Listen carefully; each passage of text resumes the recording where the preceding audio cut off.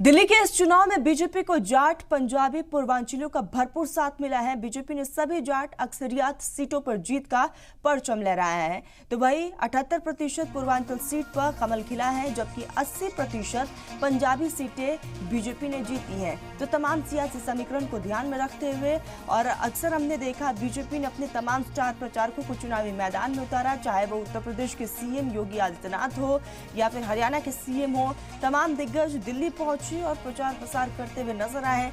इस बीच गृह मंत्री अमित शाह भी प्रचार करते हुए दिखाई दिए, जनता के बीच गए, ग्राउंड लेवल पर जाकर चीजों को समझा और यही एक कारण है कि बीजेपी को यहां पर प्रचंड बहुमत के साथ 27 साल बाद वापस से सत्ता में आने का मौका मिला।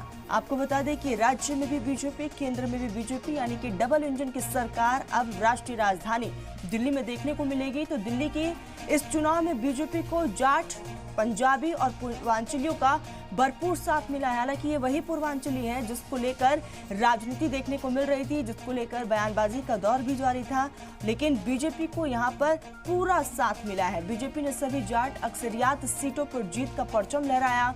तो वही 78% पूर्वांचल सीट पर भी कमल खिल चुका है। आपको बताते चले कि जबकि 80% पंजाबी सीटें बीजेपी ने जीती है, क्योंकि हर एक सीट पर बीजेपी के तमाम दिग्गज पहुंचे हुए थे। ग्राउंड जीरो पर जाते हुए जनता के बीच गए, अपनी उपलब्धियों को रखा जनता के सामने, अपने मैनिफेस्टो को रखा और अपनी पार्टी के पक्ष में जनता से अपील की थी। और यही बीजेपी को सबसे अलग और सबसे खास भी बनाती है कि किस तरह से लोगों से कनेक्टिविटी को बनाकर रखना है और उसका फायदा चुनाव में बीजेपी को देखने को भी मिलता है। तो तमाम सियासी समीकरण को बीजेपी ने अच्छे से समझा। ग्राउंड लेवल पर लंबे वक्त से बीजेपी काम कर रही थी और उसका ये नतीजा कि 27 साल बाद बीजेपी की वापसी हुई है। तो डबल इंजन की सरकार राष्ट्रीय राजधानी दिल्ली में, दिल्ली के इस चुनाव में बीजेपी को जाट, पंजाबी और पूर्वांचलियों का भरपूर साथ मिला है। बीजेपी ने सभी जाट अक्सरियात सीटों पर जीत का परचम लहराया है, क्योंकि हर उस इलाके में रैलियां की गई, बड़े बड़े दिग्गज पहुंचे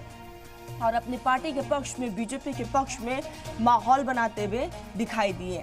आपको बताते चले 78% पूर्वांचल सीटों पर कमल खिला है, जबकि 80% पंजाबी सीटें बीजेपी ने जीती हैं। तो प्रचंड बहुमत के साथ बीजेपी ने जीत हासिल की है, सत्ता में काबिज। लेकिन अब लगातार हाई लेवल मीटिंग का दौर जो है बीजेपी में देखने को मिल रहा है। आगे पार्टी को किस रणनीति पर काम करना है, कौन सा वो इलाका है जहां पर सबसे पहले काम करना है, इन तमाम चीजों को लेकर लगातार चर्चाओं का दौर जारी है। लेकिन उससे भी खास कि आखिर दिल्ली का सीएम कौन होगा, सत्ता किसके हाथ में जाएगी, इसको लेकर भी मंथन का दौर जारी है।